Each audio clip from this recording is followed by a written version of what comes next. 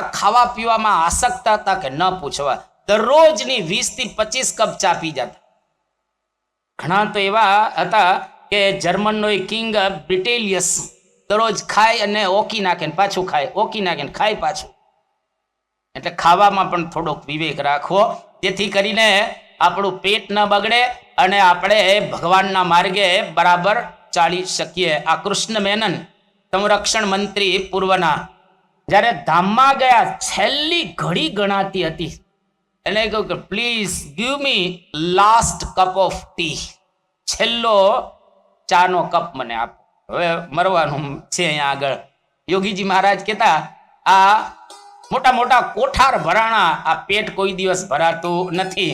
એટલે મનની ભૂખે કોઈ દિવસ નહીં જમવાનું, પણ તનની ભૂખે જમવાનું. સારા સારા ચટાકેદાર એવા પદાર્થો જો ખાવામાં આપણે ના નથી પાડતા, પ્રેમથી તમે ખાઓ, પણ ઘરે બનાવીને ખાઓ. સારું શુદ્ધ ત્યાં આગળ જોવા મળે ત્યાં આગળ ખાઓ. લારી ગલ્લા બીજે ત્રીજે એ બિલકુલ ખાવાનું નહીં, જેથી કરીને સંસ્કારો ના બગડે. જેવું અન્ન એવું મન, અન્ન શુદ્ધ સત્વ શુદ્ધિ. જો બરાબર તમે ખાશો નહીં તો તમને ભજનમાં પણ આનંદ નહીં આવે. એટલે શુદ્ધ અને પવિત્ર ખાવું. એક વખત મહંત સ્વામી મહારાજ જે ગુરુ આપણા, એ પધરામણીએ ગયા હતા અને એક હરિભક્તનું ઘર ઉપર હતું થોડુંક. હવે ઉપર ઘર એટલે દાદર ચડીને ઉપર જતા હતા. એમાં નીચે હોટેલ હતી. એટલે હોટેલના માલિકે આમ દરવાજો શટર ખોલ્યું અને ચોમાસું હતું. ચોમાસું એટલે આપણને ખબર છે કે હોટલ આમ રસ્તાની બરાબર જ હતી. અને પેલો જે ભજીયા બનાવતો હતો ને, એ ભજીયા હવે એને શું, એને તો આમ નાખ્યા જ રાખે ને, ઘણી પરસેવો આમ નાખી દે પેલા મને, ભજીયા બનાવ્યા જ રાખે ને એમાં તો. અને એમાં આપણા હરિભક્ત જમવા ગયા હોટેલમાં. આમ તો કોઈ દી જતા નહોતા, પણ હવે એ દિવસે ગયા પાછા. અને એક ભજીયું થોડુંક મોટી સાઈઝનું હતું. એટલે આમ ભજીયું હતું, બાકી તો એક એક ભજીયું આમ સોસમાં બોળીને સીધું ખાવા માંડી જાય, પણ આ થોડીક મોટી સાઈઝનું હતું. એટલે એને વિચારતો કે આપણે તોડીએ, કારણ કે મોટું હતું. અને તોડવા ગયા તો અંદર દેડકો હતો, કારણ કે રોડની બાજુમાં પેલું ખીરામ પડી ગયો ને પેલો તો આમ નાખ્યા જ રાખતો હોય છે ને. એટલે હરિભક્તે તરત નિયમ લીધો કે આજથી હોટલનું ખાય હરામ છે. બીજો પ્રસંગ મહંત સ્વામી મહારાજે જોયેલો, આમ આંખ સમક્ષ આમ દાદર ચડતા હશે અને એ પેલા હોટલના માલિકે આમ દરવાજો ખોલ્યો અને રાતના સમયે જે પેલું કડાયું હોય, કડાયું એની અંદર ઉંદર પડી ગયેલો. હવે એકદમ તેલ તો ગરમ હોય, એમાં ઉંદર પડી ગયો રાત્રે. અને સવારે ઉંદર એકદમ આમ ફૂલાઈને ઢમઢોલ થઈ ગયો હતો, જાડો. પેલા માલિકે વિચાર કર્યો કે આ તેલનું આટલું બધું કડાયું ઉંદર પડી ગયો છે, નાખી તો દેવાય નહીં તેલ. તો પેલા એ શું કર્યું, ઉંદરની પૂંછી પકડીને તેલ નીચોવી લીધું અંદરથી કડાયામાં, ઉંદર નાખી દીધો ગટરમાં અને સીધા ભજીયાનો પ્રારંભ કર્યો. અને આ જોયે છે આ મહંત સ્વામી મહારાજ અને આપણા હરિભક્તો, એને કહ્યું કે આજથી હોટલનું ખાય હરામ છે. કોઈ દિવસ લારી ગલ્લા જ્યાં ત્યાં ખાવું નહીં, પરંતુ શુદ્ધ અને પવિત્ર હોય એવું ખાવું. તમે જો ભીષ્મ પિતામહ સાંભળજો, મહાભારતની અંદર ભીષ્મ પિતામહ કેટલા પવિત્ર હતા. અને દાદા ભીષ્મ કૃષ્ણની હાજરીમાં કહે છે કે મેં કોઈ દિવસ મનથી ને તનથી પાપ નથી કર્યું, છતાં પણ બાણ શૈયાનું દુઃખ મને કેમ. ત્યારે કૃષ્ણ ભગવાન એને ઘણું સંભળાવે છે, પણ દાદા ભીષ્મ એ અંતરમાં વિચાર કરે છે, મેં દુર્યોધનનું અનાજ ખાધું છે. આ દુર્યોધન પાપી હતો. પાપીનું અનાજ ખાવ, પાપીના હાથનું ખાવ, ગમે તેના હાથનું ખાવ તો આખા સંસ્કારો આપણા બદલાઈ જતા હોય છે. એટલે શબ્દ, સ્પર્શ, રૂપ અને રસ એની અંદર ધ્યાન રાખો. છેલ્લે ગંધ, ગંધ જે તે સૂંઘવું નહીં, પરંતુ જે યોગ્ય હોય એ પ્રકારનું સૂંઘવો. આ પાંચે પાંચ વિષયમાંથી જો આપણે બચીએ તો માનસિક ગુલામી 33% છોડી દી. આપણે 100% જે છોડવાની છે માનસિક ગુલામી. અને પાંચે વિષયમાંથી આપણે બચી શકીએ. ગંગા સતીએ ભજન ગાયું છે કે પંચ વિષયમાંથી મનને મેલી અને ભગવાનમાં લગાડીએ તો ખરેખર એક મોટું કામ થાય. ગંગા સતીના આ ભજનને આપણે સુંદર રીતે સાંભળીએ. મન સ્થિર કરીને તમે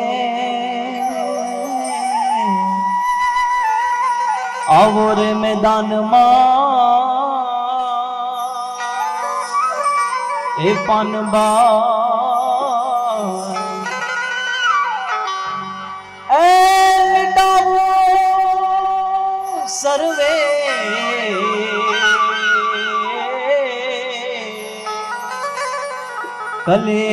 કલેશજી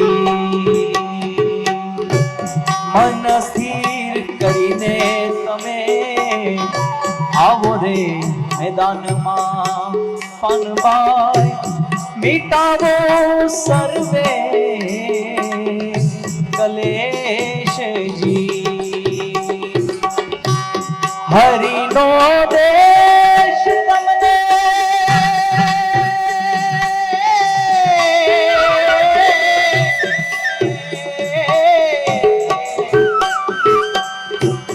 હરિનો દેશ તમને એવો દેખાડું મનુભાઈ જ્યાં નહીં વરણ કે વેશજી મન સ્થિર કરીને તમે આવો રે મેદાનમાં મનુભાઈ મિટાવો સર્વે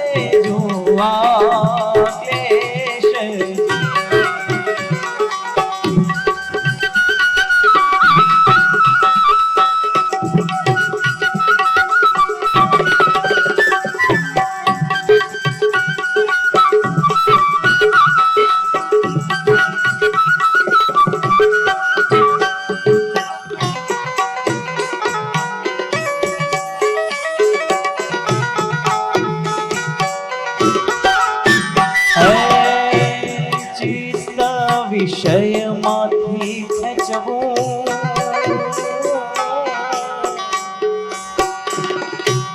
ચિત્તને વિષયમાંથી ખેંચવું ને રહેવું સદાય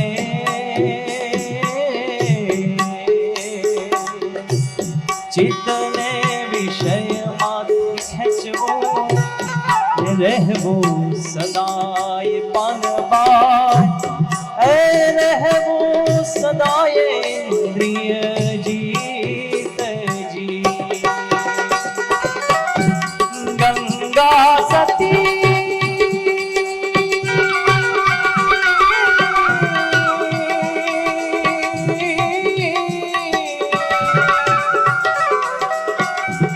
ગંગા સતી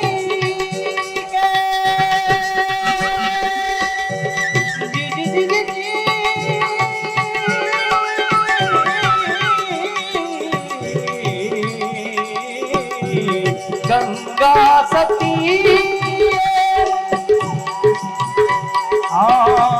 ગંગા સતી